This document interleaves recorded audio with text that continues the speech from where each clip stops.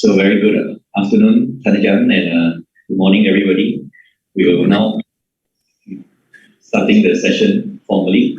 So for the first day, we'd like to invite Brother Baksun from Baos to request for the 3 refuges and 8 precepts. So for those people that are requesting for the 5 precepts, you can stop chanting the 5th precept. And then for the 3rd precept, instead of chanting the Brahmacharya, you can follow what is on the slides later. Okay, Brother Baksun. Let us pay respect to Ajahn first by bowing 3 times. First bow. Second bow. Third bow.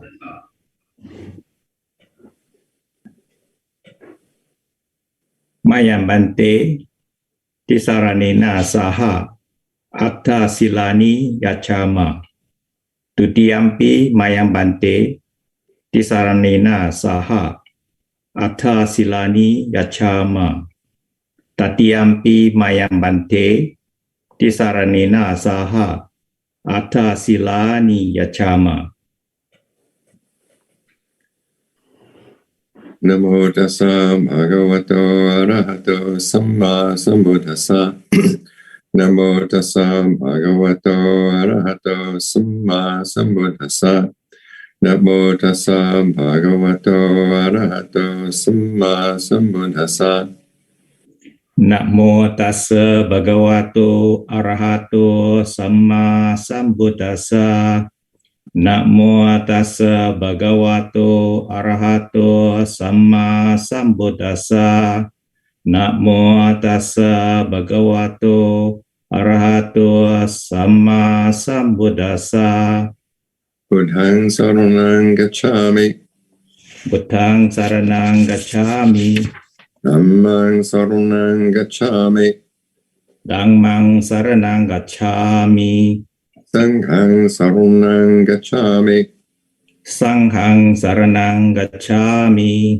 Dutiyampi buddhaṃ saranang gacchāmi. Dutiyampi buddhaṃ saranang gacchāmi. Dutiyampi dhammaṃ saranang gacchāmi. Dutiyampi dhammang saranang gacchāmi. Dutiyampi sanghang saranang gacchāmi. Dutiyampi sanghang saranang gacchāmi. Tatiyampi buddhaṃ saranang gacchāmi. Tatiyampi buddhaṃ saranang gacchāmi. Tatiyampi dhammaṃ saranang gacchāmi. Tatiyampi dhammang saranang gacchāmi. Tatiyampi sanghang saranang gacchāmi. Tatiyampi sanghang saranang gacchāmi. Te sarana kamanang letetaṃ. Amabante. Pānati pātā veramani sikkhapadang samadhiyāmi. Panatipata veramani sikkhapadang samadhiyāmi. Adinādāna veramani sikkhapadang samadhiyāmi. Adinādāna veramani sikkhapadang samadhiyāmi. Abrahmacharya veramani sikkhapadang samadhiyāmi. Abrahmacharya veramani sikkhapadang samadhiyāmi. Musāvāda veramani sikkhapadang samadhiyāmi. Musāvāda veramani sikkhapadang samadhiyāmi. Surameraya majapamadanthana veramani sikkhapadang samadhiyāmi. Surameraya majapamadatthana veramani sikkhapadang samadhiyāmi. Vikala bhojana veramani sikkhapadang samadhiyāmi. Vikala bhojana veramani sikkhapadang samadhiyāmi. Nachangita varita visukarasana malagandha vilepana dharuna mandana vibhusana thana veramani sikkhapadang samadhiyāmi. Nachagita vadita Visukadasana, Malaganda, Vilepana, Dharana, Mandana, Vibhusana Thana, Veramani Sikkhapadang Samadhiyami. Uchasayana Mahasayana Vedamani Sikkhapadang Samadhiyami. Uchasayana Mahasayana Veramani Sikkhapadang Samadhiyami. Imani Atta Sikkhapadani Samadhiyami. You say it 3 times. Imani atas Sikkhapadani Samadhiyami. Imani atta Sikkhapadani Samadhiyami. Imani atta Sikkhapadani Samadhiyami.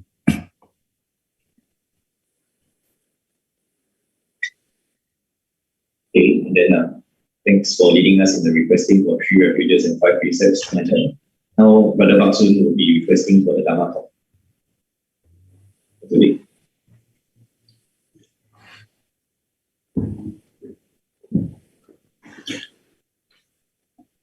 Brahmacalokadipati sahampati Katanjali adiwarang ayacata Sandita sata parajaka jatika Dese tu dangmang anu kampam kapimat pajam.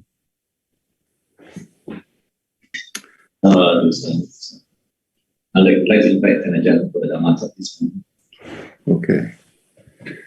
Okay, we don't need any formalities. Let's just sit and meditate together for a while. My teacher used to say, it's no use teaching Dharma to people who haven't meditated, so let's meditate first. Sit up straight, close your eyes. Get in a comfortable position.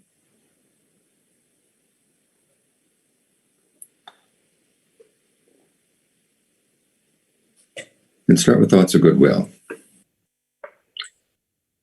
Goodwill is a wish for true happiness. Because true happiness comes from within, your true happiness doesn't have to conflict with anyone else's, which is why goodwill can be what they call an unlimited attitude, a Brahma Vihara.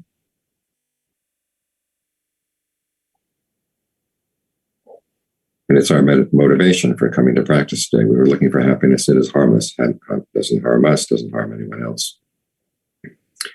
And so we want to establish our mindfulness and establish our motivation very clearly at the very beginning so we can maintain it all the way through.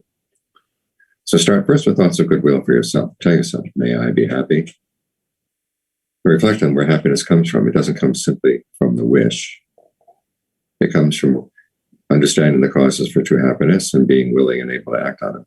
So that's precisely what you're wishing for. May I understand the causes for true happiness, be willing and able to act on those causes.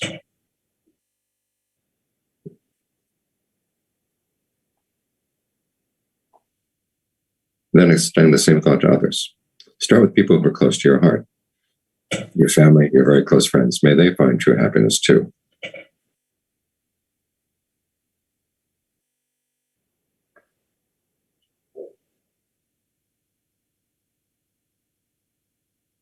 And then let that wish extend out in ever-widening circles to people you know well and like.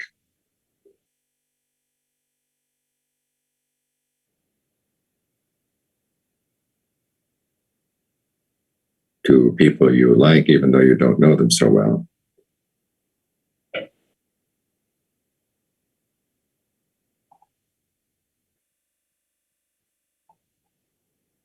To meet people you're more neutral about.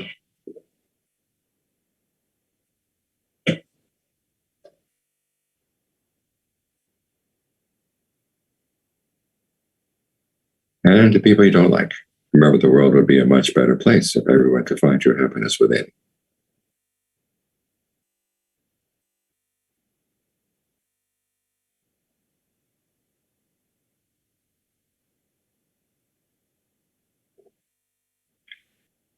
Spread thoughts of goodwill to people you don't even know.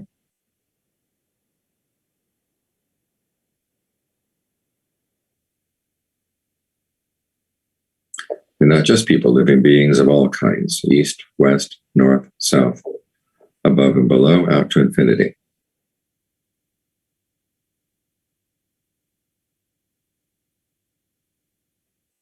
May we all find true happiness in our hearts.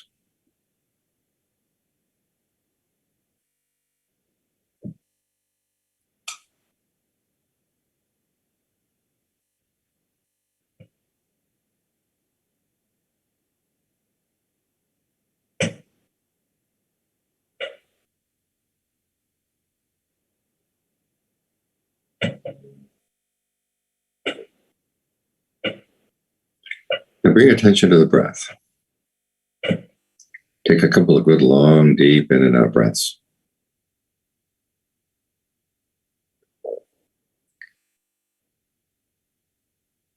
And notice where you feel the breathing process in the body. Focus your attention there.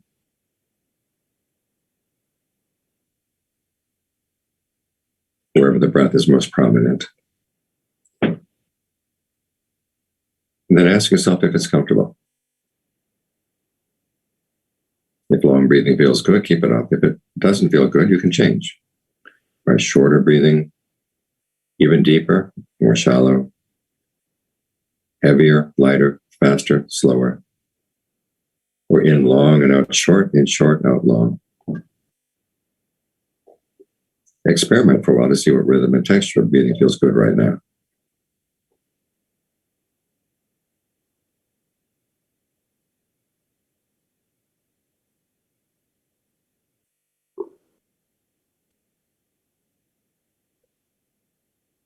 If you find a rhythm that feels good, stick with it. And if after all it doesn't feel so good anymore, well, you can change.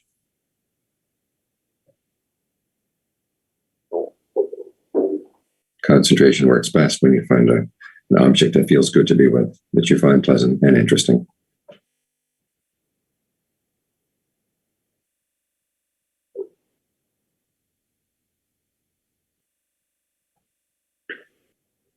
If your thoughts wander off, just drop whatever it is that they wandered after, and you'll be right back at the breath. This happens 10 times, 100 times, keep coming back 10 times, 100 times. Don't get discouraged. Each time you come back, you're reinforcing your alertness, reinforcing your mindfulness.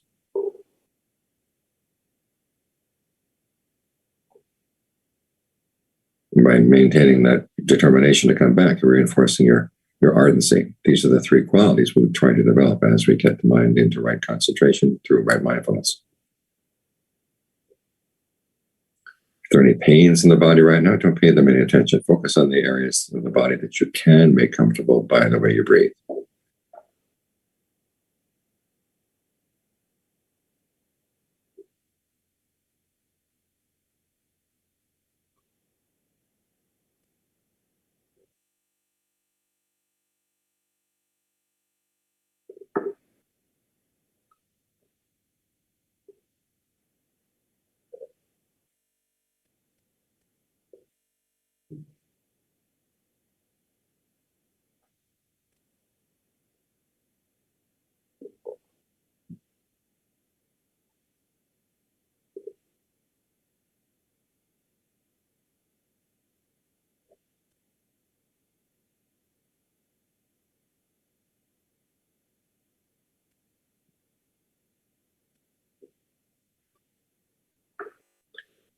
Now, as the breath gets comfortable, there's sometimes a tendency to focus on the comfort instead of the breath, in which case you start zoning out.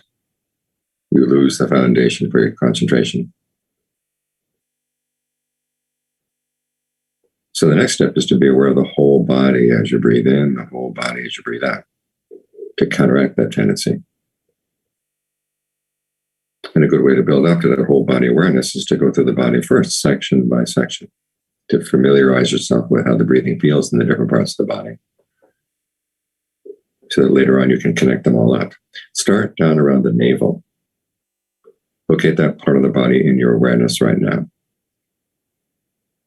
And watch it for a while as you breathe in and breathe out to see what rhythm and texture of breathing feels good there. If there's any sense of tension or tightness in that part of the body, allow it to relax, so that no new tension builds up as you breathe in. And you don't hold on to any tension as you breathe out.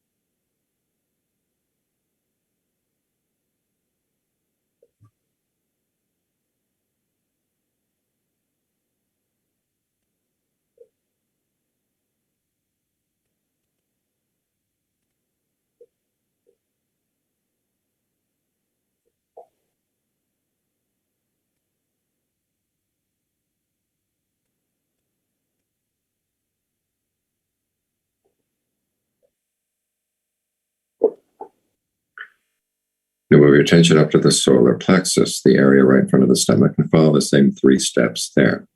1, locate that part of the body in your awareness.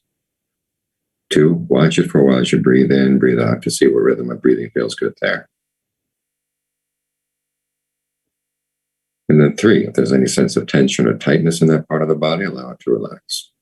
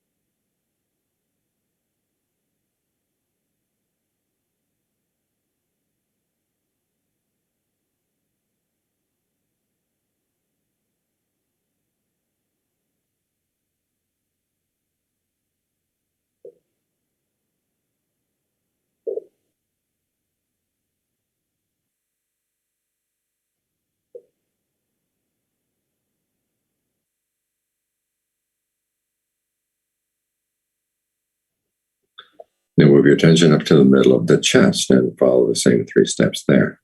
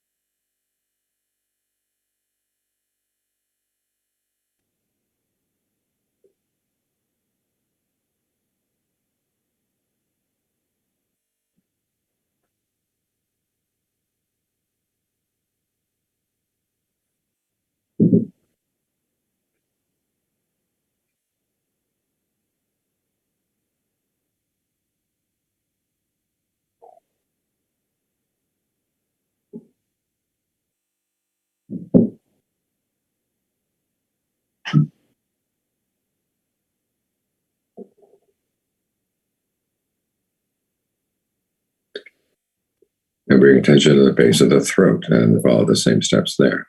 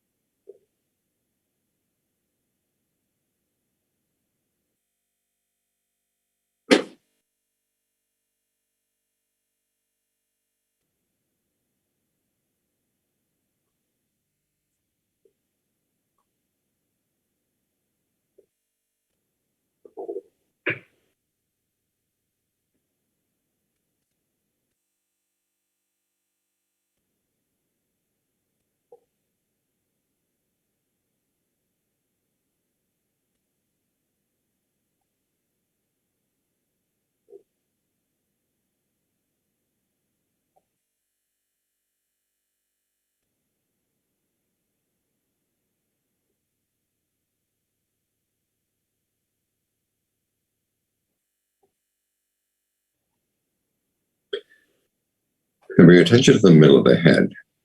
As you breathe in, think of the breath energy entering not only through the nose, but also through the eyes and the ears. In from the top of the head,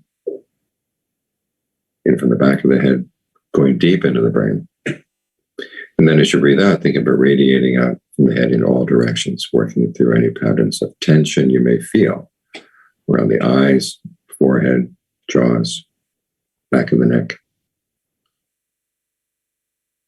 And allow those patterns of tension to dissolve away.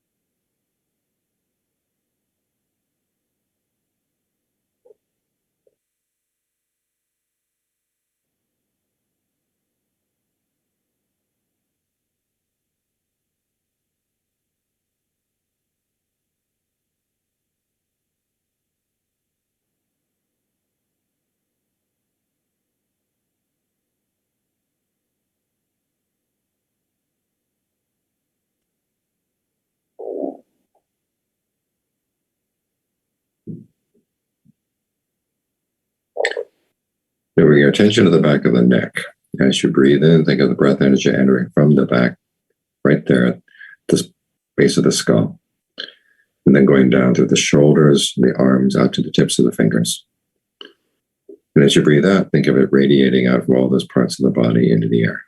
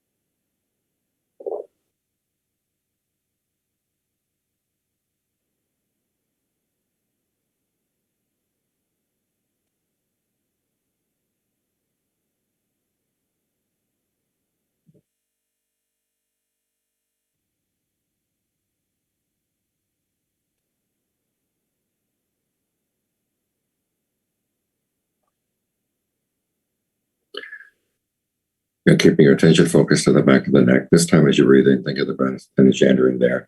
And then going down both sides of the spine, down to the tailbone. And as you breathe out, think of it radiating out from the back into the air.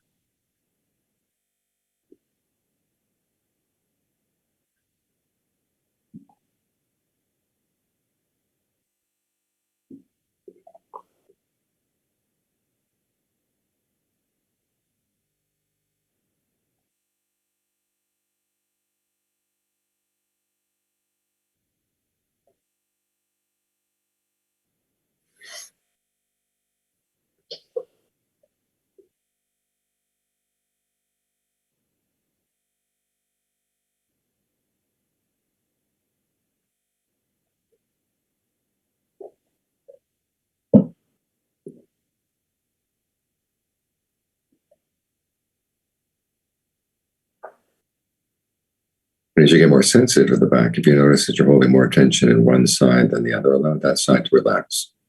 See if you can keep it relaxed all the way through the in-breath, all the way through the out, to bring things into balance and keep them there.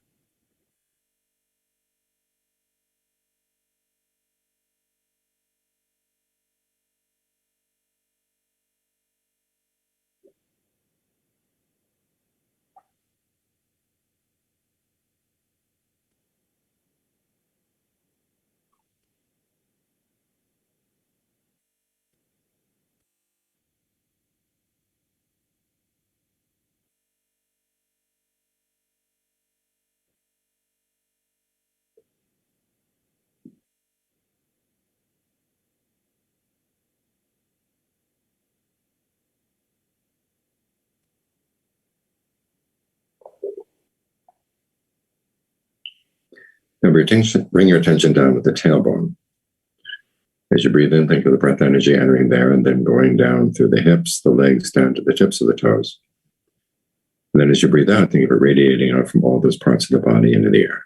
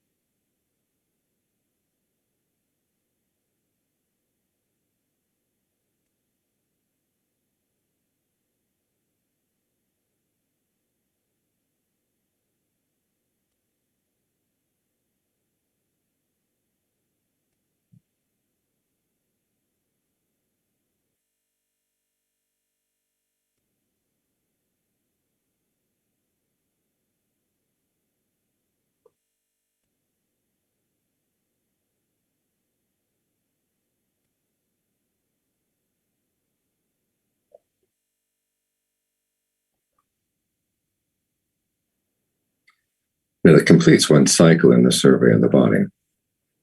If you like, you can start at the navel again and go through the body again to pick up any patterns of tension you may have missed the first time around. Do this at your own pace and as many times as you like until you're ready to settle down. At which point you choose one spot in the body that seems most convenient, most congenial. Focus your attention there, and then think of your awareness spreading from that spot to fill the whole body. So you're aware of the whole body breathing in, the whole body breathing out.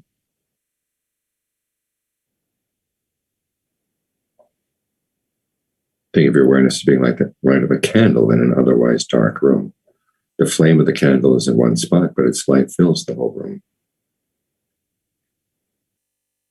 To maintain the sense of centered but broad awareness. And allow the breath to find whatever rhythm feels comfortable. The range of your awareness may have a tendency to shrink, especially on the out breath. So remind yourself each time you breathe in, whole body. Each time you breathe out, whole body. If your awareness begins to blur, then go back to the survey of the body, section by section again, until you're ready to attempt a full body awareness again. This is the foundation for concentration. This is the foundation for insight.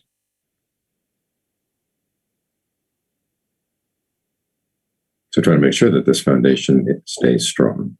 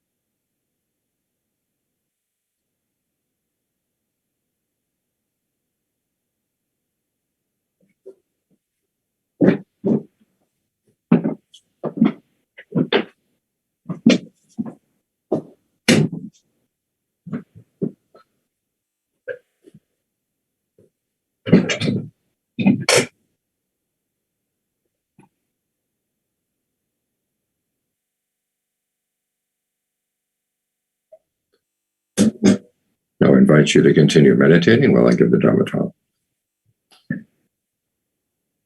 Meditation is something you do. We don't relax our way to awakening. The Buddha's images of people who practice the Dhamma tend to be soldiers, archers, carpenters, cooks, people trying to succeed in a battle or to succeed in mastering a craft. In the Buddhist terms, we learn about the Dhamma and reach the Dhamma through two factors: commitment and reflection. You work at the skills of the path, you commit yourself to doing the path, and then you reflect on what you're doing and the results you're getting. Not simply to be aware of the results, but to figure out where they're going well and where they're not. Then you make adjustments. You're not expected to know everything beforehand. In fact, the Thai Ajahns are very critical of people who have everything figured out before they start practicing. Ideally, you practice and you learn from what you're doing. Ajahn Lee, among the Thai masters, tends to give examples of people mastering a craft to explain how you meditate. For example, you're trying to learn how to weave a basket. The teacher will teach you the basic steps for weaving the basket. But then whether the basket is going to be beautiful, that depends on you. You try your hand at it, try to be carefully aware of what you're doing, and then you look at the results. And if they're not what you want, then you try to figure out what went wrong, and then you do it again. And then again and again, as you get better and better, observing both what you're doing and the basket that results, until finally get a basket that's well made. And if you want to become a professional basket maker, now you have a standard. Now, the qualities that are needed to develop skill like this come in a list that the Buddha calls the 4 bases of success. The polyterm is Iddhibhata, of his major teachings. And he did list this among his major teachings. This is the one that gets the least attention in the modern world. So I thought it'd be good for our retreat to give us some more attention, so we can pick up some things we might have missed otherwise. The 4 bases for success are concentration based on desire, concentration based on persistence, concentration based on intent, and concentration based on circumspection. Each of these goes together with, the word circumspection, vimansā, can also mean using your powers of analysis, your powers of judgment, and your ingenuity. In other words, it's the active side of the mind, trying to figure things out. All of these are combined with what are called the fabrications of exertion, or sankhara. And we'll talk about sankhara, fabrication, in a minute. But all 4 are necessary for the practice. In other words, when you're doing concentration, you can't have just desire or just persistence. You need all 4: desire, persistence, intent, and your powers of judgment. But different people will emphasize different bases at different times in the practice. Today, I'd like to talk about the first 2, desire and persistence. The Buddha said that all dhammas, all phenomena that you're going to experience, are rooted in desire. There's only one thing that's not rooted in desire, and that's nirvana. But the path taking you there has to start with desire. So even though we've heard many times that the Buddha says desire is the cause of suffering, he also says that it's an important part of the path that comes under right effort. And it's the quality in which the path is going to take place. If you don't have the desire to do the practice, it's not going to happen on its own. Venerable Nanda gave a good image for this. A Brahmin came to see him one time and asked him, this path that you practice, what's the goal? And Nanda said, well, one of the goals is to put an end to desire. And the Brahmin asked, well, how do you do that? And Nanda responded with a list of the 4 bases of success. And when he got to concentration based on desire, the Brahmin says, well, that's impossible. How can you use desire to put an end to desire? And then they said, well, you came here to this park where I'm staying right now, right? Yes. And before you came here, did you have a desire to come here? Yes. If I didn't have the desire, I wouldn't be here. But now that you've come here, where's that desire? Well, it's gone. You use the desire and then you put it aside. And this is how we practice. Your desire gets in the way of the practice only when you focus on the results you want without focusing on the causes that are going to get you there. So the desire has to focus on what will get me there to where I want to go. So you look at the causes for concentration. The Buddha lists 3. There's mindfulness, which is your ability to keep something in mind. Like right now, you're trying to keep the breath in mind. Alertness, watching what you're doing and the results that you're getting. So you're watching the breath as it comes in. You know when it's coming in. You know when it's going out. And you know whether or not it's comfortable. You know whether or not your mind is staying. And then the third quality is ardency. You try to do this well. In other words, if the mind wanders off, you don't just simply watch it wander off. You're trying to bring it back. While you're with the breath, you're trying to breathe in ways that feel really good. So you can capture the mind's attention. Keep it here. So you have these 3 things, and you focus on these 3 things, being mindful, being alert, and being ardent. That will get you into concentration. You don't get into jhana, thinking about jhana. You actually develop the qualities that will get you there. So we're focusing on the breath. We're here not to get the breath, but we're going to use the breath to get to the mind. We focus on the breath, not for its own sake, but for it will take you.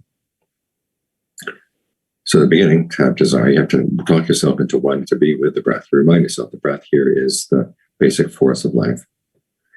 And if the force of life feels good, it's going to be good for the body, it's going to be good for the mind. If you leave the breath without paying much attention to it, it'll just come in, go out, and do nothing more than keep you alive. But if you focus attention on it, it can be good for the health of the body, good for the health of the mind. It provides a really good place for the mind to settle down in the present moment. When you're with the breath, you know you're in the present moment. There's no future breath you can watch, no past breath you can watch. There's only the breath in the present. Now, this way of talking to yourself comes under what the Buddha calls the 3 types of fabrication. This is going to be necessary for all the different types of bases of success. So it's good that you remember these. First one is bodily fabrication, which is the in and out breath. The second is verbal fabrication. That's the way you talk to yourself. The Buddha analyzes into 2 terms. One is directed thought, when you direct your thoughts to a particular topic. And then evaluation, where you evaluate it. You make comments on it. You ask questions about what you're thinking about. And if you combine this with ardency, you talk to yourself about how to make it better, how to make it more interesting. Finally, there's mental fabrication, which are perceptions and feelings.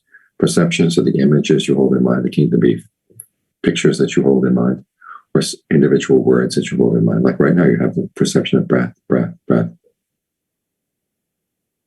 And you may have an image of how the breath flows in the body. That would count as a mental fabrication. And then the feelings, the feeling tones that you develop as you through the way you breathe. It can either be comfortable or uncomfortable. Right now, we're trying to create a sense of comfort so that it feels good to be here. It feels refreshing to breathe in, refreshing to breathe out. It's good to focus your attention mainly on the breathing in. Let the body do the breathing out on its own. Don't force the breath out. That way the breath doesn't become squeezed. It becomes more and more pleasant to stay here. There's a sense of the breath energy fills the body and stays here, even as you breathe out. The good breath energy stays, the bad breath energy goes out. You create feelings like this, okay, then that's going to have an impact on the mind. The mind will settle down, be willing to stay here, and be trying to jump away all the time. So once you've talked yourself into wanting to stay with the breath, then you talk to yourself about the breath itself. You also look at your perceptions of the breath. When you talk about the breath, you talk about how to get it comfortable, how to spread that sense of comfort through the body.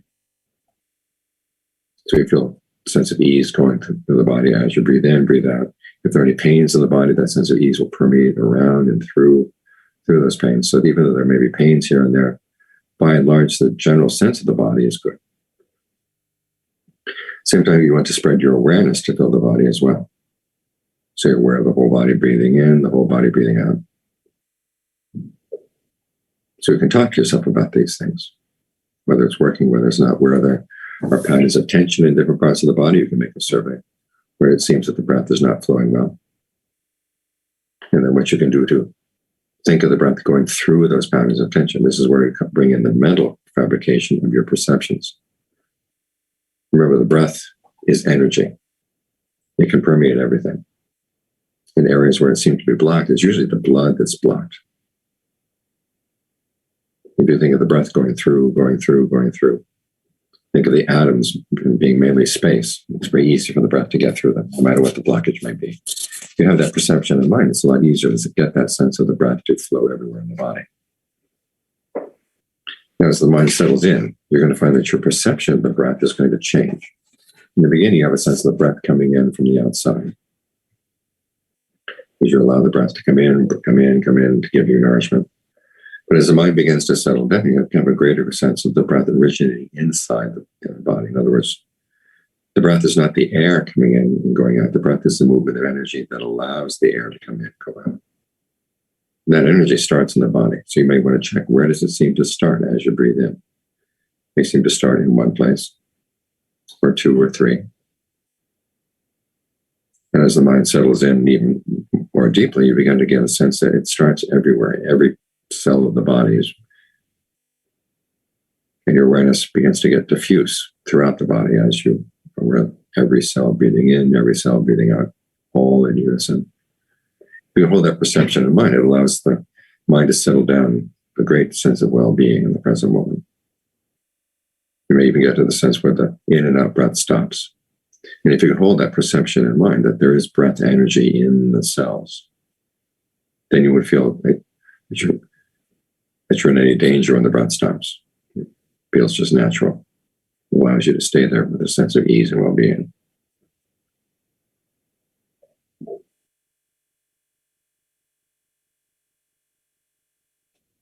So you're trying to use these types of fabrication to get yourself into concentration. And also you need at times to remind yourself why you want to be here. At times when the hour seems to be long, you haven't settled quite in right yet, and you have to remind yourself why you want to keep at this. This is where you can think about different ways of generating desire, again, through directed thought and evaluation, how you talk to yourself. For example, you might think of the Buddhist principle of heedfulness, that what you do does make a difference, and especially what you do with the mind makes a difference. So this is why you want the mind to be trained, because the actions of the mind are going to be shaping your life. And you want to be heedful both of the little dangers that could turn into big dangers, but also the little good things that could turn into big good things. So you may have a little bit of concentration. You may say, well, this doesn't seem very deep, and you throw it away. That's being heedless, because where is deep concentration going to come from? It doesn't come from the little bits and pieces of concentration that you already have. All you have to do is stitch them together. One breath stitches to the next breath, stitches to the next. And over a while, what seems to be shallow concentration begins to get deeper. So don't be heedless of the good things that you already have. At the same time, don't be heedless of little thoughts that come in and eat away at them, eat at the mind. Say, well, let me think about this a little bit, then I'll get back to the breath. You think about it for a little bit, then it pulls you away. It's like getting on a train and then getting on another train, getting on another train. All of a sudden, you find yourself in the middle of Siberia. So don't be heedless of the little good things, and don't be heedless of the little bad things. At the same time, you want to remind yourself you need a place for the mind to settle in, so that you're not totally overcome by the world. As the Buddha said, one of the functions of mindfulness practice to get you into concentration is to put aside greed and distress with reference to the world. If your mind is tied up in the issues of the world all the time, then it's hard to leave, it's hard to have any time for yourself. You also might want to remind yourself of why the present moment is the place you want to be. This is where you can watch your mind in action, but at the same time not getting entangled in the worlds that it creates for itself. When you're in a thought of the past or in the thought of the future, you're in what the Buddha calls becoming. And you're trapped in that state of becoming until it falls apart. But if you stay in the present moment, you can see these thoughts beginning to form into little worlds of thought. You can tell yourself, well, I can watch the process. And as long as I watch the process, then I'm not going to be sucked in. This puts you in a greater position of power. You can decide which thoughts you really need to go with and which ones you can let go. If you don't have a good place to stay in the present moment, it's like standing on the side of a road when you're hot and tired. And someone comes along in an air-conditioned car and they say, hey, hop in, let's go. And you just hop in because it looks like it's a better place than where you are. But you haven't asked, well, who are you? Where are you going? Where are you going to take me? If we lived our lives this way, we'd die. But this is the way we use our minds most of the time. A thought comes in, we don't really think about where it's going to take us. We just go with it because it seems interesting. So what you got to do is you got to build yourself a nice air-conditioned house by the road. So you can be in the air-conditioned house. No matter how hot it is outside, you don't feel any compulsion to jump into every car that comes by. You'd be a little bit more picky about which ones you want to go with. You ask them, where are you going? What can be accomplished? How do we get back here? You're a lot safer.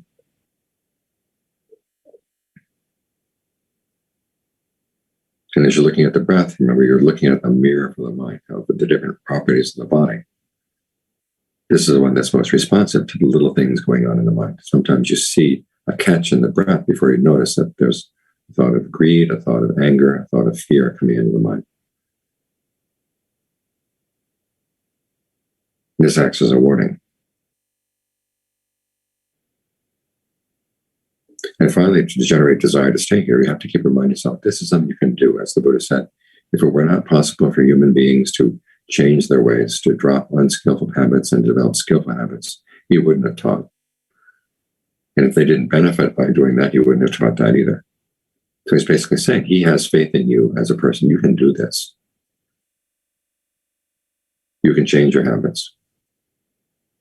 It simply requires that you learn how to look at what you're doing and be a little bit more discerning in how to figure out what you're doing wrong and how you can do it right. And you read about the great Ajahns and say, well, they seem so far away from me. I'm not anywhere near where they were. Well, where did they start out? They didn't start out as great Ajahns. They started out as regular people. Simply, they realized that they were suffering, and they wanted to put an end to their suffering. Here, the Buddha had offered a way. And so by following the way, step by step by step, they changed themselves. They became the kind of people who could get to the end of the path. So it's the path that's going to develop you. If you can imagine yourself right now at the end of the path, well, it's not going to be you right now. It's going to be the you that you become as you develop the qualities of the path. So these are various ways in which you can generate desire to stick with this. And get the mind to settle down, to want to settle down here. By focusing its desire on the causes, being mindful, being alert, and being ardent in doing this well. Remember, desire doesn't have to get in the way of the practice. Sometimes you hear that your desire for awakening is the one thing that's getting in the way of your awakening. That's not the case. It gets in the way only if you just sit there with the desire and not do anything about it. Once you have the desire, then you say, okay, I'll focus this desire on the causes, step by step by step, and it'll take me where I want to go. In fact, desire is needed. You need to train your desire in order to practice. Think about the Buddha himself. He had to train his desire. He had this desire when he started out. I want the deathless. I want to find the deathless. And then he tried many, many different ways. The ways the different teachers at the time taught. He tried undergoing austerities on his own. And it's through trial and error that he finally found the way. But his desire is what kept him going.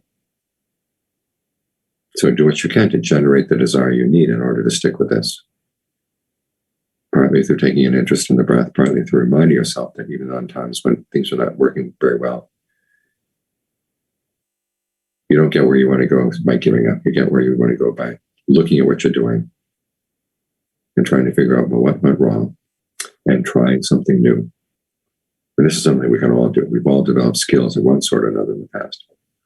It's simply now a matter of learning how to develop the skills in the mind. So that's desire as a basis for success. The second basis is persistence. This is the energy and the perseverance that you put into the path. It's, as the Buddha said, it's through effort that suffering is overcome. Again, he never talked about relaxing your way into Nirvana. He did say that there are some people for whom the practice is easy. But the people for whom the practice is easy, those are the ones that the Buddha taught back in his day. And the rest of us now have to struggle on our own. So remember that you are responsible for how this is going to happen. The path does not happen on its own. There's a wrong view that says that you can't tell yourself that you are the one doing the path. That for somehow that's going to get in the way. It doesn't get in the way. Because after all, you're the one who's making the decisions. If you don't want this, it's not going to happen. If you don't put in the effort, it's not going to happen. Think about the Buddha's instructions to his son, Rahula. He said, before you act do an action, you ask yourself, this action that I am going to do, what are the results going to be? If you foresee harm, then you don't do it. If you don't foresee any harm, then you go ahead and do it. While you're doing it, you ask yourself, this action that I am doing, what are the results coming out right now? If there's any harm happening, you stop. If you don't see any harm, you continue. When you're done, you ask yourself, this action that I have done, what were the results? And if you see that there's any harm, you talk it over with someone else who's more advanced in the path. Make up your mind not to repeat that mistake. If you didn't cause any harm, you take joy in the fact that you're progressing on the path. You keep on training. But in every case, it's I am doing this, I am doing that. You are responsible for doing this. So when you're persistent, you're taking on responsibility. Also remember that this is not a non-dual path. Remember, not suffering is better than suffering, so you have to work on the causes for not suffering. But again, you learn this by doing. It's not through just brute effort. It requires discernment. When John Lee was talking about the different factors that give rise to mindfulness and concentration, mindfulness, alertness, and ardency, he listed ardency, the desire to do this well, as the discernment factor. After all, mindfulness can be aware of anything, good or bad. Alertness can be aware of anything, good or bad. It's ardency that wants to do this well. And that's where the discernment lies.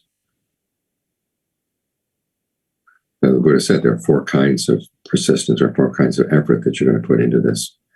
One is preventing. In other words, you want to make sure that unskillful thoughts, unskillful qualities don't arise in the mind. The second one is abandoning. If they do arise, you let go. The third is giving rise. In other words, if skillful qualities are not there yet, you figure out how to give rise to them. If you're lacking in mindfulness, lacking in ardency, lacking in alertness, think about how to give rise to them. And once they're there, you maintain them and develop them. You don't just simply watch them arise and pass away. You try to make them arise and keep them from passing away. This is right effort. Now, the discernment will also have to determine the amount of energy you put into this. You may know the story of Venerable Sona. He'd been very delicately brought up. In fact, so delicately brought up that he had hair on the palms of his hands and the soles of his feet.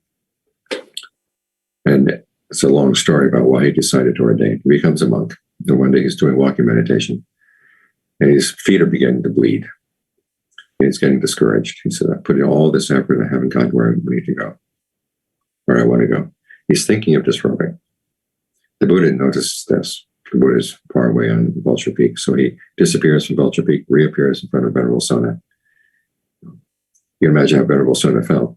Suppose you're sitting here nodding off and all of a sudden the Buddha appears in front of you and says, are you nodding off? Are you thinking of quitting? So he asked the Buddha, are you thinking of disrobing? And Sona says, yes. And the Buddha said, well, when you were a layperson, were you skilled at playing the lute? Yes. When the lute was tuned too tight, did it sound good? No. When it's tuned too loosely, did it sound good? No. Said in the same way, you tune your level of energy to what you're capable of. And then to that you tune your conviction, your mindfulness, your concentration, and discernment. And then you pick up the theme of your music and you play. He's talking about what are called the 5 faculties. And the images of tuning a lute that has 5 strings. You probably know when you tune a guitar, you tune one string and then you tune the other remaining strings to that first string. So the first string that you tune is your level of energy. How much energy do you have now? If you're coming back from a long day at work, that's not the time to say, I'm not going to get up from my meditation until I've achieved the supreme awakening. Basically telling yourself, I'm going to try to get through the hour, not fall asleep. But on days when you do have energy, you don't want to just be lazy. Say, I've got the energy today, I've got to put it in. I don't know how much more time I'll have this energy, so I should devote it to what I can do right now. And finally, the amount of energy is also going to depend on the particular task at hand. As the Buddha himself said, there are some causes of suffering that will go away when you just simply look at them. The reason they're there is because you haven't paid careful attention. You pay careful attention and you see that, oh, this is not right. You let them go. Others, you look at them and they look right back. They're not going to go anywhere very easily. That's where you have to use those 3 kinds of fabrication again. Look at the way you're breathing. Look at the way you're talking to yourself about this. And then look at the perceptions that you're holding in mind. Tomorrow, I want to go into a little bit more detail on this, how you use these 3 kinds of fabrication to take apart an unskillful mental attitude to see what is the allure of this unskillful attitude. Why do I like it? You may tell yourself, I don't like it, I don't like it, I don't like it, but part of you must. Otherwise, your mind wouldn't go for it. And so you learn how to breathe in new ways, talk to yourself in new ways, use different perceptions and feelings to get yourself past that, whatever that stubborn defilement is in the mind.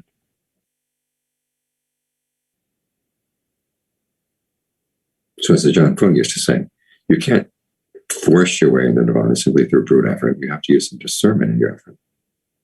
And as he also noticed, you also have to develop along with letting go. All too often we hear that it's just a practice of letting go, letting go, letting go. The Buddha never said that. He always said the letting go has to be paired with developing. You've got to develop good qualities in the mind. So you can hold on to some things before you let them go. You can just let go all at once. Ajahn Chah has the image of coming back from the market. You've got a banana in your hand. Someone comes up and asks you, that banana you've got in your hand, what are you going to do with it? You say, I'm going to eat it. Are you going to eat the peel too? No. Then why are you carrying the peel? And Ajahn Chah says, why are you going to answer him? And as he said, his answer to that question comes in 2 levels. One is you answer out of desire. If you don't have the desire, you're not going to come up with a good answer. And second, of course, the good answer is It's not time to let go of the peel yet. If I let go of the peel now, the banana will turn into mush. When I eat the banana, then I throw away the peel. So there's certain things you have to hold on to as you practice. Those are the things you develop. Ajahn Mahabu's images of climbing a ladder up to a roof. You don't just let go of the ladder. You hold on to one rung, and then you hold on to the next rung, and then you let go of the first one to hold on to one higher than that. Then you let go of the second one to hold on to one higher than that. And that way, the practice is both one of letting go and developing, letting go and developing, until finally you get up on the roof. So here again, think of the directed and thought and evaluation that you put into your concentration. You have to. This is the beginning of discernment here as you're trying to figure out how to make the breath comfortable, how to make the mind willing to stay with the breath. What perceptions are useful for getting the mind to settle down with the breath. And as you develop these good qualities, okay, they will take you to where you want to go. So the persistence here, of course, is right persistence. It's combined with discernment. It's simply a matter of learning how to apply the right effort at any one particular time.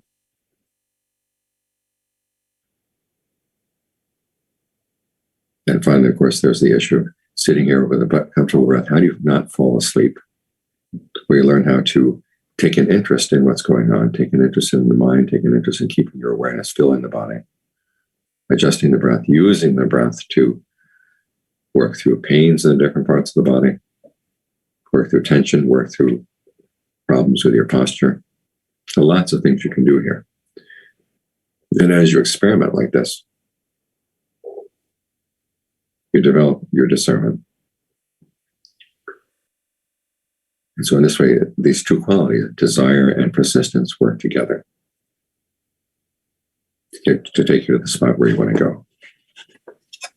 So those are the thoughts I'd like to discuss. Well, talk to you this morning about desire and persistence. Tomorrow we're going to talk about the remaining two bases of success. This is the time now for questions. Thank you, Ajahn. Okay, so I'll read out the questions for today. We have about 12 questions. Some questions are quite long, so I'll just read a summarized version of it. But Ajahn has read the entire question. First question from Leah Naveen from USA. I did a self-retreat for 2 weeks, practicing your method of breathing through the whole body in a spirit of creativity and inquiry, transferring pleasant breath sensations to painful parts of the body and so forth. On some occasions, I felt like I had strong samadhi, example, mind being very still, and even sometimes effervescent piti from the waist up, despite experiencing a lot of pain in the leg and my knees. So one thing I discovered was that in the past, even though there's localized pain, it doesn't occur where it is, but it has a global effect of exhausting the whole body after a while. When I sit for long periods of time, I feel the exhaustion and constraint of being with the pain, exhorting me to change posture before the intensity of the pain itself did. So in a given sitting, when I reach my limit of using the breath to manipulate pain to a tolerable level, as you teach, I've explored pain and observed the mental responses to it and perceptions of it. How do you suggest continuing to sit with pain? What inner activities can I do vis-a-vis the pain when I'm hurting myself in vain and when I'm losing out? Okay, there are two things here. One is that after you've been using the breath in order to help alleviate the pain, alleviate the tension around the pain, when your concentration is strong enough, you can start just looking at the pain directly and asking yourself questions about your perceptions around the pain. In other words, do you perceive the pain as the same thing as the body? Or is the body and the pain two separate things? It's like radio waves in the air. You can put your radio in one place and you can get the different stations from different places without moving the radio around. It's right there. But you begin to realize, okay, the one frequency will give you Los Angeles, another frequency will give you San Diego. In the same way, the pain and the body may seem to be in the same place, but they're different frequencies. Can you perceive that? The pain is one thing, and the elements of the body, earth, water, wind, fire, those are something else. The second question you can ask is, do you perceive the pain as a solid block or as individual moments of pain? Try to see it as individual moments. And when you see that they are individual moments, try to see them as going away, rather than coming at you. One time when I was in Singapore, Keng took me down to a doctor to treat my back. And the doctor rubbed oil into my back. And they took these bamboo whisks and started beating me. And I told myself, oh my gosh, what karma have I done in order to get this to happen to me? But I didn't want to be a wimpy Westerner, so I put up with it. And then I began to realize that each time the pain hit, I could perceive it as going away from me and not coming at me. And that way it made it a lot easier to be with the pain, and yet the mind was not disturbed by the pain. So those are the kinds of questions you want to ask, is how am I perceiving this pain in such a way that it does make it feel like it's spreading through the body? It's causing exhaustion throughout the body. Can I change the way I perceive the relationship between the body, the pain, and my awareness? Those three things: body, pain, awareness. See them as separate. And whatever perception helps you see them as separate. And as I say, see the pain as going away. That's very helpful. The other thing is, if you really do feel exhausted, though, that's the time to rest. Change your posture, get up, move around. Because it does take a fair amount of energy in order to analyze the pain and analyze the mind's relationship to the pain. When you're feeling exhausted, it's not going to happen. But push yourself a little bit first to look into the perceptions around the pain to see if those can help make it a lot easier to sit with the pain and not feel like it's overcoming you.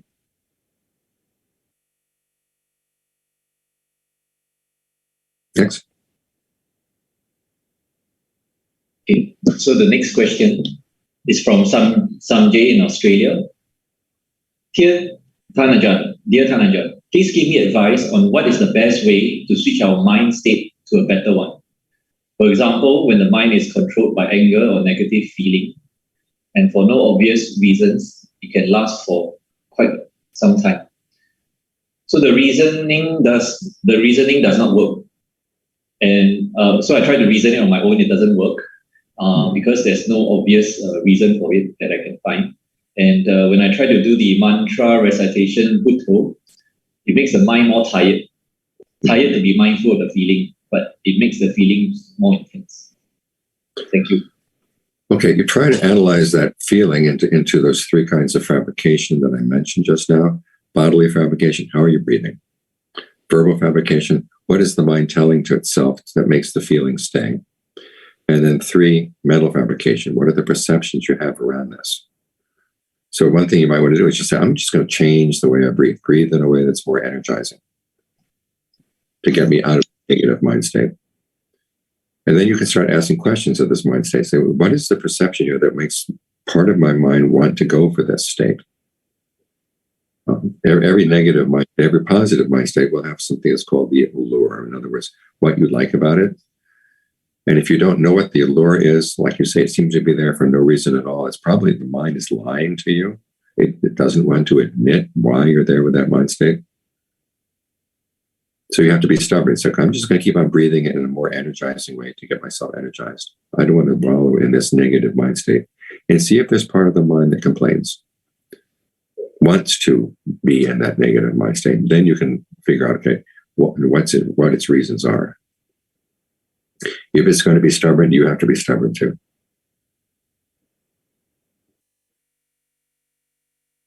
Yes. Okay. Next question from Julia from Sweden. Verbal fabrication falls away for 20 minutes to an hour, accompanied by a sense of unification. Is verbal fabrication falling away a sure sign of second jhana? Much like the breath stopping is a sure sign of the fourth jhana. Okay, I would say use a post-it note. Say this seems to be the second jhana, but as I get to know my mind better, maybe I'll see that there's a little bit of verbal fabrication going on there that I didn't see before. But in the meantime, put a post-it note and say, okay, this is Julia's second jhana, or my second jhana. And then as you get to know the different stages that the mind goes through in concentration, after a while, then you may have to rearrange the notes. But be content with the post-it notes to begin with. So the next question is from Julie from Singapore. I conceive my mental committee as comprising 40 members of voices. I read your translation of Ajahn Lee's take on consciousness, and now I identify the voice of whether it's good and true to be myself or my real self that is to be trusted. This trustworthy self is now appointed as the chairperson in this mental committee, but it's not powerful enough to rule and it gets overpowered by other consciousness. And I make some wrong decisions unknowingly. Can Ajahn advise on how I might better strengthen or empower the trustworthy self or get rid of the multitude of other voices? Thank you. Okay, the problem is your unskillful committee members are very tricky. And your skillful committee chairman is very honest and straightforward.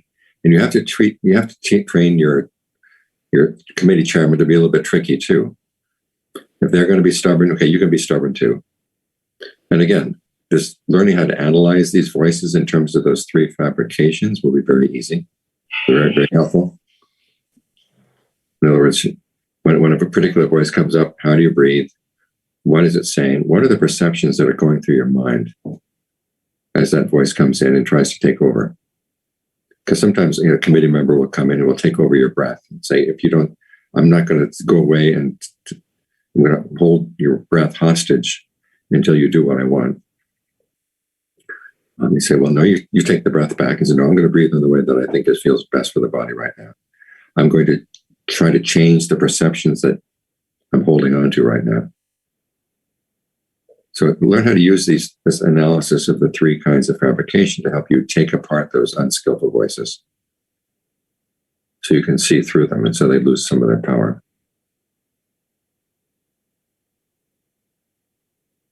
Next question. One of the writings, the next question is from Julie from Singapore as well. One of your writings recommended choosing a meditation approach or subject suited for individual temperament. I now believe that practicing is more important than theory, and doing one thing at a time with focus is better than multitasking.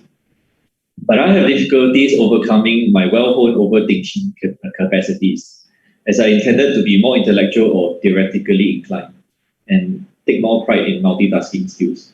Could Ajahn advise, for example, on a more suitable meditation approach or subject for my type of temperament? I think working with the breath and learning how to work with the breath energies in the body will make the breath interesting. Someone who has an intellectual or likes to think a lot will get the mind into concentration only with an object that is interesting, that intrigues them, that captures their imagination. Like Bhutto will not cut it. It's just it's not interesting enough. So this is what's called gaining concentration through intent, through your powers of judgment, which we'll be talking about tomorrow. But in the meantime, the breath, you can analyze the breath as it goes through the different ways in the body, how you're breathing, where does the breath start? If I have any patterns of tension associated with any illnesses in my body, how can I breathe in such a way that will help cure those illnesses? There are lots of things that you can think about, lots of questions you can pose in the mind.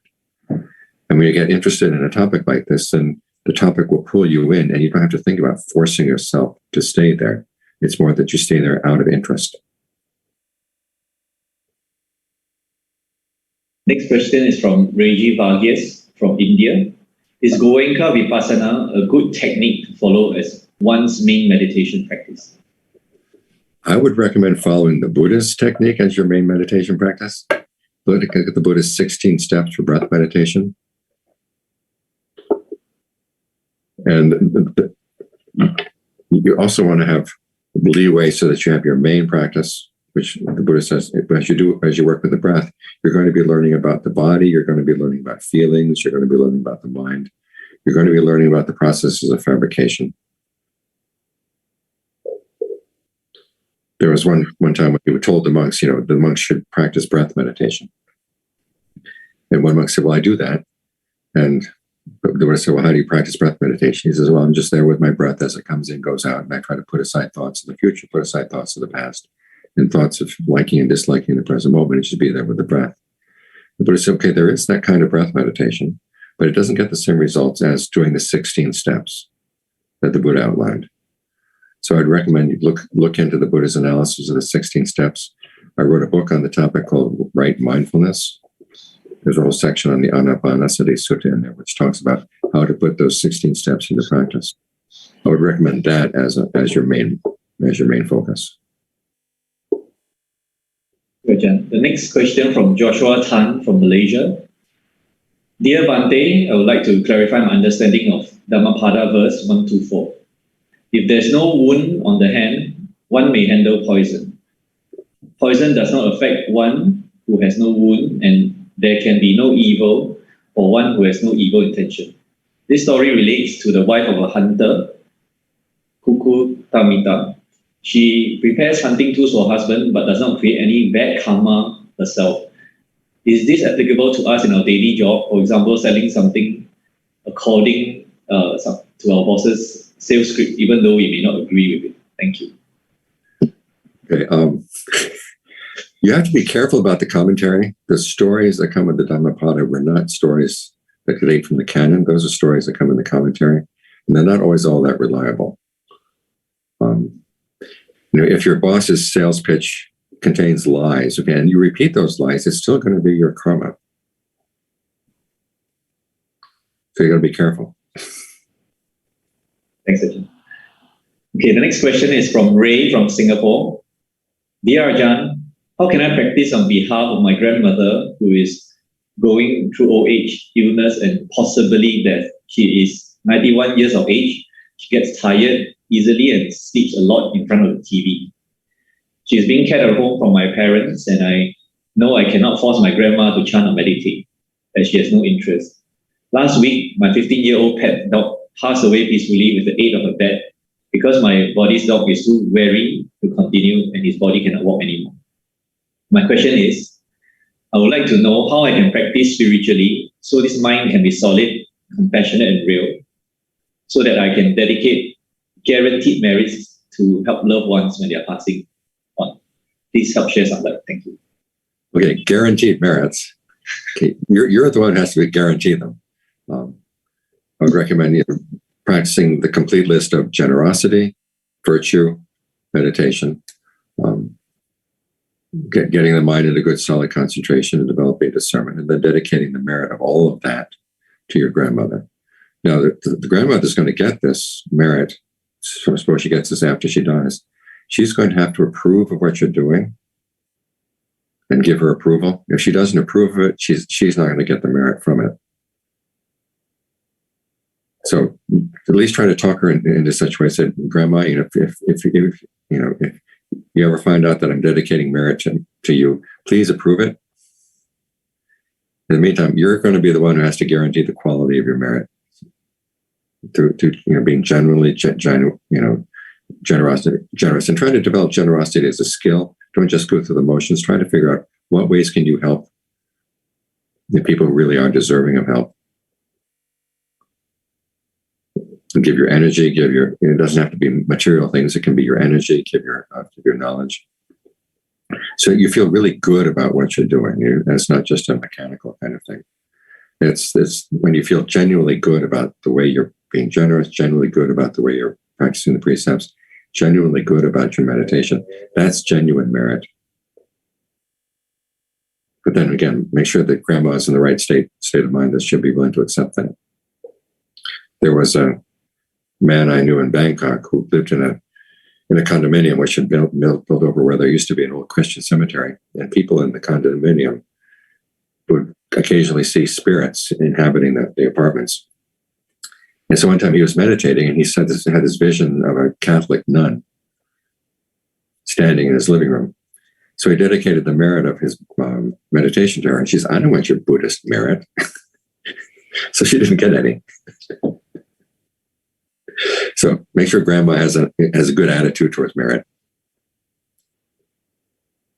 Next question is from Michael from Australia. It's regarding a paragraph from Majjhima Nikaya 311. So this sutta describes how Venerable Sariputta experienced each jhana. Could Ajahn please elaborate a bit more about this and how Venerable Sariputta or the meditator would be able to see and understand these states in each jhana? Okay, when you're using jhana as a basis for discernment, you have to pull out a little bit. The image that I like to use is of your hand being in a glove. When the hand is fully in the glove, that represents just really being in that state of jhana. And the mind is very still. There's not a lot of analysis going on. There's not a lot of thinking going on. But if you can pull out a little bit, and then you can kind of look at what's going on and see how the mind is fabricating that state of jhana. That's when you begin to see those individual qualities that are going into it. The Buddha himself gives an analogy. He says it's like a person sitting and then another person standing, looking at the person sitting, or the person sitting looking at a person lying down. So you pull out a little bit, but not totally out. And it's when you're sort of a little bit out that you can start seeing, okay, this is how the mind engages in a feeling. This is how the mind engages in a perception, and so on. But that you can do that only after you've really solidly been in the state of concentration. Don't try to analyze it too quickly. And the next question is from Kim Fang from Malaysia. Whenever the thought of my past comes up, there is a lot of guilt and regret, which I didn't have previously. So I'm not sure if this is because I'm able to see that I was wrong, or something in me finally accepted that I'm wrong, or I'm not sure if it's something else. So I get scared of this emotion and always run away from it. I stop meditating because I feel like it's pulling me in like quicksand 99% of the time, and only 1% of the time I feel strong enough to face it and not be affected. So I feel stuck in this pattern. How do I move forward with my practice when fear of these emotions are so strong? Thank you. Okay, you have to remember that all human beings have unskillful karma in their past. You're not the only one. And as the Buddha said, the best response to that is one, to admit that yes, it was a mistake, and to realize the best thing you can do, you can't go back to unmake the mistake, but you can develop all the Brahma Viharas, thoughts of goodwill, thoughts of compassion, thoughts of empathetic joy, thoughts of equanimity, and extend them to the person you harmed, to yourself, and then to all living beings. And you remember that we're all in this. We've all done unskillful things in the past. We've all done harmful things in the past. And that takes a lot of the sting away. So it's not just you who's done that horrible thing. Lots of everybody else has done bad things in the past. But if you can develop the Brahma Viharas, that helps lift the state of your mind. Think of all beings suffering, and okay, you have compassion for them, you have goodwill for them, but then realize, okay, everybody depends on their karma. If I let myself get sucked down by that regret from the past, it's going to be hard for me to do good things in the present moment. So I have to learn how to let that go and then move forward.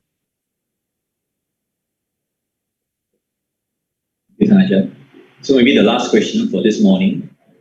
Okay. From Lee Song Peng from Malaysia. How do I practice walking meditation? Okay, walking meditation is very similar to sitting meditation. You're going to be staying with the breath if you can. If you can't stay with the breath, then you can make your focus on the movement of the feet. But you set up a path. The path should be at least 20 paces long. If it's shorter than that, you get dizzy. And you start at this end, and then you walk along, and then you get to the other end and ask yourself, okay, is my mind with my body right now? If it's not, bring it back to the body. Then you turn around. Then you walk back in the other direction. Try to walk at a normal pace, because what you're trying to do is get used to maintaining your object of concentration while you move in a normal way throughout the day. Because then you want to be able to extend this ability to other chores around the house, as you drive, as you go on the mass transit, as you go to work. But ideally, if you can, try to stay with the breath. It's good to stay with the breath energy focused someplace in the middle of the body, either at the nose or at the middle of the chest. And try to maintain your awareness there. Think of it being open and comfortable. So it feels good to be here walking, and you walk with ease, coming back, going forth, going back, going forth. So you try to maintain that still center in the midst of the movement of the body, so that you can then kind of carry that skill into your other activities. Okay. Thank you very much, Ajahn. So I think that concludes the morning session with Ajahn this morning. So maybe can we all pay respects to Ajahn before we close the session? Okay, so let's all pay respects by bowing to Ajahn 3 times. Bow. Second bow. Third bow. Okay, be well. Meditate well. Thank you very much, Ajahn. See you tomorrow. Enjoy your meditation. We'll see you tomorrow.